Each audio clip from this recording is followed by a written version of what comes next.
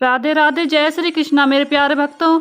आज की इस वीडियो में आप सुनेंगे पौष पूर्णिमा की व्रत कथा, जिसे सुनने मात्र से मनुष्य के सारे पापों से मुक्ति मिलती है।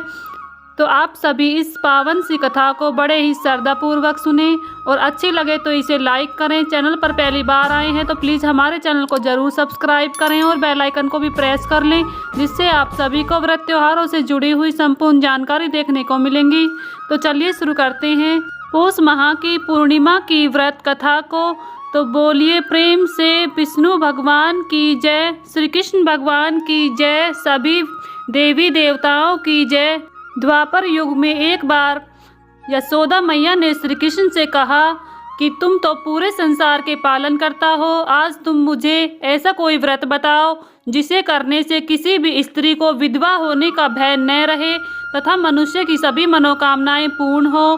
श्री कृष्ण बोलते हैं कि माता, आपने बहुत ही सुंदर प्रश्न किया है, मैं आपको इसके बारे में विस्तार पूर्वक बताता हूँ।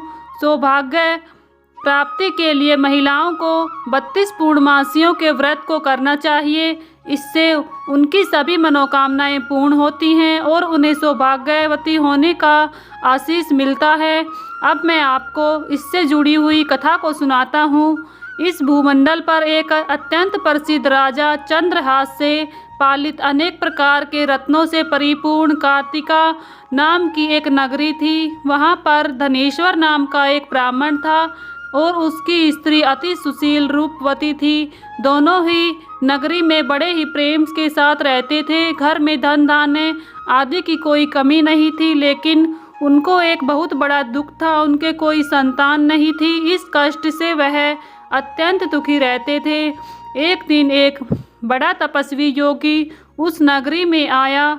वह योगी उस ब्राह्मण के घर को छोड़कर अन्य सब घरों से भिक्षा लाकर भोजन किया करता था, लेकिन रूपवती से वह भिक्षा नहीं लिया करता था। एक समय वह किसी अन्य घर से भिक्षा लेकर गंगा के किनारे जाकर भिक्षान को प्रेम पूर्वक खा रहा था।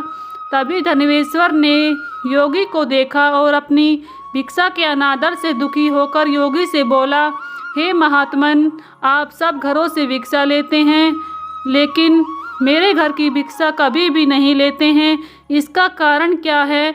योगी ने कहा कि निसंतान के घर की भीख पतितों के अन्न के तुल्य की होती है और जो पतितों का अन्न खाता है वह भी पतित हो जाता है। क्योंकि तुम निसंतान हो, अतः पतित हो जाने के भय से मैं तुम्हारे घर की भिक्षा नहीं लेता हूँ। धनेश्वर यह बात सुनकर अपने मन में बहुत दुखी हुआ और हाथ जोड़कर योगी के पैरों में गिर पड़ा तथा अर्थभाव से कहने लगा, हे महाराज, यदि ऐसा है तो आप मुझको पुत्र प्राप्ति का उपाय बताएं। आप सर्वज्ञ हैं, मुझ पर अवश्य ही यह कृपा कीजिए। धन की मेरे घर में कोई कमी नहीं है, परंतु मैं पुत्र न होने के कारण अत्यंत दुखी हूँ। आप मेरे इस दुख का हरण करें, आप सामर्थ्यवान हैं। यह सुनकर योगी कहने लगे, हे ब्राह्मण, तुम चंडी देवी की आराधना करो। घर आकर उसने अपनी स्त्री से सब वृत्तांत कहा और स्वयं तप के निमित्त वन में चला गया। वन में जाकर उसने चंडी देवी की उपासना की और उपवास किया। चंडी देवी ने 16वें दिन उसको सौपन में दर्शन दिया और कहा कि हे धनेश्वर, तुझे पुत्र होगा, परंतु वह 16 वर्ष की आयु में ही मृत्यु को प्राप्त हो जाएगा। यदि तुम दोनों पति पत्नी 32 पूर्णमासियों का व्रत विधि पूर्वक करोगे तो वह दीर्घायु होगा। जितनी तुम्हारी सामर्थ्य हो उतने आटे के दिए बनाकर शिवजी का पूजन करना और पूर्णमासी का व्रत रखना। प्रातःकाल होने पर इस स्थान के समीप ही तुम्हें एक आम का वृक्ष दिखाई देगा। उस पर चढ़कर एक फल तोड़कर शीघ्र अपने घर चले जाना और अपनी स्त्री से सब वृत्तांत कहना। जब वह श्री शंकर जी का ध्यान करके उस फल को खा लेगी, तब भगवान शंकर की कृपा से वह गर्भवती हो जाएगी। जब वह ब्राह्मण प्रातःकाल उठा तो उसने उस स्थान के पास एक आम का वृक्ष देखा जिस पर एक आम का फल लगा हुआ था। उस ब्राह्मण ने उस आम के वृक्ष पर चढ़कर उस फल को तोड़ने का प्रयास किया, परंतु कई बार प्रयत्न करने पर भी वह वृक्ष पर न चढ़ पाया। तब उस ब्राह्मण को बहुत चिंता हुई और वह विघ्न विनाशक श्री गणेश जी की वंदना करने लगा और बोला, हे दयानिंदे, अपने भक्तों के विघ्नों का नाश करके उनके मंगल कार्य को करने वाले, दुष्टों का नाश करने वाले, रिद्धि सिद्धि को देने वाले, आप मुझ पर कृपा करके इतना बल दें कि मैं अपने मनोरथ को पूर्ण कर सकूं। इस प्रकार गणेश जी की प्रार्थना करने पर उनकी कृपा से धनेश्वर वृक्ष पर चढ़ गया और उसने एक अति सुंदर आम का फल देखा। उसने विचार किया कि जो वरदान से फल मिला था वह यह ही है और कोई फल दिखाई नहीं देता। उस धनेश्वर ब्राह्मण ने जल्दी से उस फल को तोड़कर अपनी स्त्री को लाकर दिया और उसकी स्त्री ने अपने पति के कथनानुसार उस फल को खा लिया। इसके पश्चात वह गर्भवती हो गई। देवी की असीम कृपा से उसके घर में एक सुंदर पुत्र की प्राप्ति हुई, जिसका नाम उन्होंने देवीदास रखा। माता पिता के हर्ष और शोक के साथ वह बालक शुक्ल पक्ष के चंद्रमा की भांति बढ़ने लगा।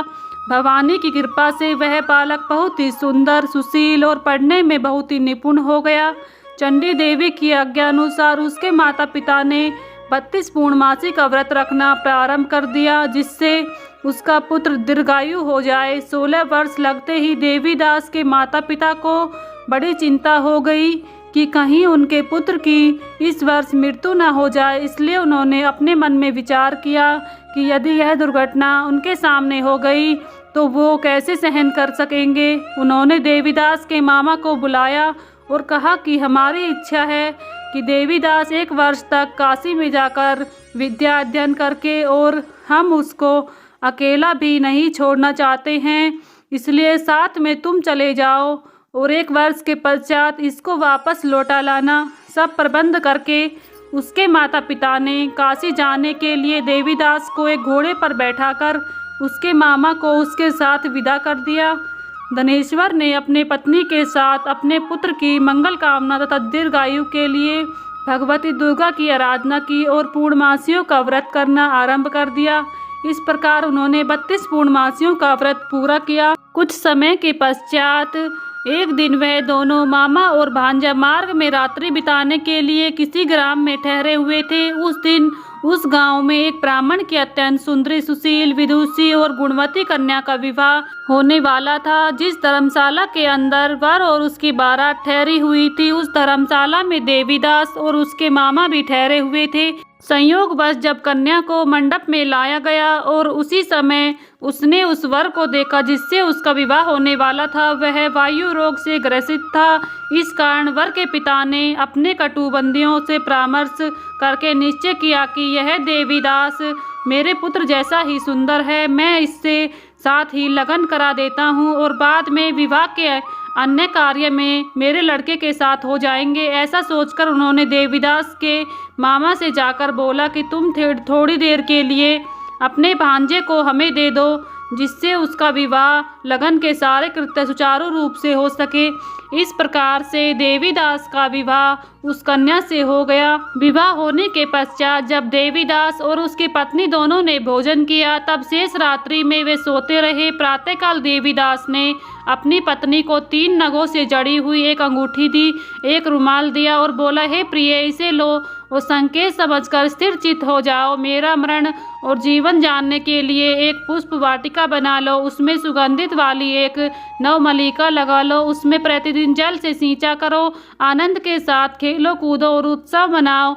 जिस समय और जिस दिन मेरा मृत्यु का समय आएगा, ये पुष्प वाटिका सूख जाएंगे और जब ये हरे भरे हो जाएं तो जान लेना कि मैं जीवित हूँ। यह समझाकर वह चला गया। प्रातःकाल होते ही वहाँ पर गाजे बाजे बजने लगे। जिस समय विवाह के कार्य समाप्त करने के लिए वर तथा सब बाराती मंडप में आए, तब कन्या ने वर को भली प्रकार से देखकर अपने पिता से सब वृत्तांत बताया।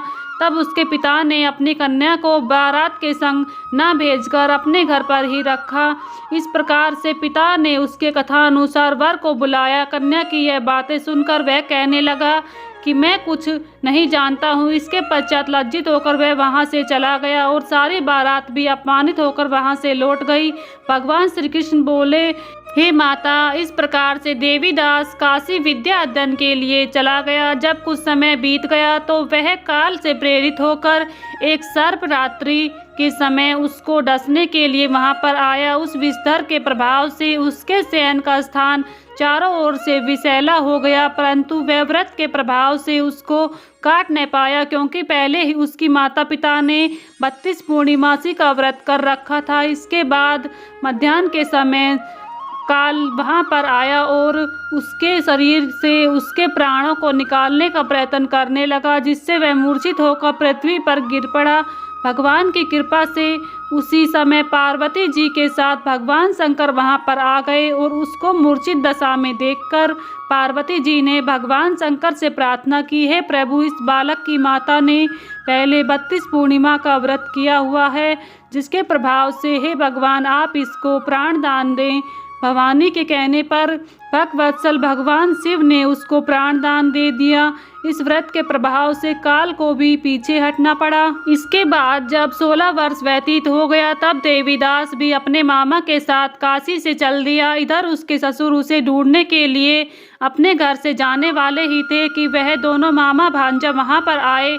देवीदास को आता देखकर उसका ससुर बड़ी प्रशंसा के साथ अपने घर में ले गया। उस बालक को जब कन्या ने देखा तो पहचान लिया और कहा कि यही तो वही है जो संकेत करके गया था। तदुपरांत सभी कहने लगे कि भला हुआ जो यह आ गया, और सब नगरवासियों ने आनंद मनाया। श्री कृष्ण जी कहने लगे कि इस प्रकार धनेश्वर 32 पूर्णिमाओं के व्रत के प्रभाव से पुत्रवान हो गया। जो भी स्त्री इस व्रत को करती है वे जन्म जन्मांतर तक विधवा का दुख नहीं भोगती हैं और सदैव सौभाग्यवती बनी रहती हैं। यह मेरा वचन है, इसमें कोई संदेह नहीं है। यह व्रत पुत्र पौत्रों को देने वाला तथा संपूर्ण मनोकामनाओं को पूर्ण करने वाला है। 32 पूर्णमासियों का व्रत करने से व्यक्ति की सभी इच्छाएं भगवान शिव जी पूर्ण करते हैं। तो भक्तों, बोलिए श्री विष्णु भगवान की जय, भगवान श्री कृष्ण की जय, भोलेनाथ भगवान की जय, सभी देवी देवताओं की जय। यहीं पर 32 पूर्णिमाओं की यह व्रत कथा संपन्न होती है। तो अगर आप सभी को यह पूर्णमासी की व्रत कथा पसंद आई है तो प्लीज़ वीडियो को लाइक करें। चैनल पर पहली बार आए हैं तो प्लीज़ हमारे चैनल को ज़रूर सब्सक्राइब कर लें और बेल आइकन को भी प्रेस कर लें, जिससे आप सभी को व्रत त्योहारों से जुड़ी हुई संपूर्ण जानकारी देखने को मिलेंगी। मिलती हूँ नेक्स्ट वीडियो में, तब तक के लिए सभी को राधे राधे, जय श्री कृष्णा।